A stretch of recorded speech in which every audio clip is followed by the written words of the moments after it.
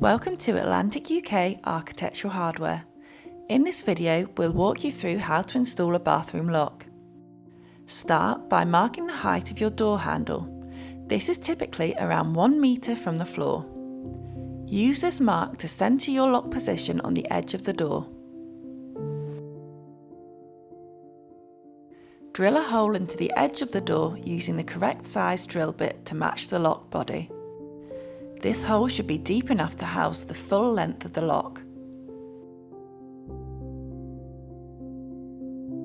Use a chisel to square off the hole. Insert the lock into the hole and mark around the faceplate with a pencil. Carefully chisel out the marked area so the faceplate sits flush with the door edge. Next, mark out where the spindle hole needs to be on the face of the door to line up with the handle spindle hole in the lock. This is where your handle spindle will pass through. Mark on both sides, then drill from each side of the door to meet in the middle. Repeat this step for the spindle of your WC turn. Place the lock back into position and fix it using the supplied screws. Close the door and mark the spot on the frame where the lock tongue hits.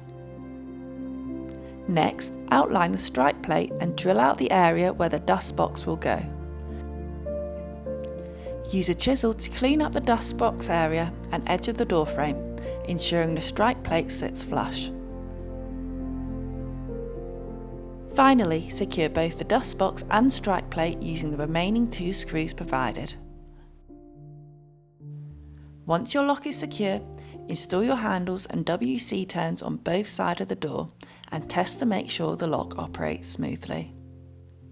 For more information, fitting guides and to explore our full range of high quality locks and door hardware, visit us at atlantichandles.com.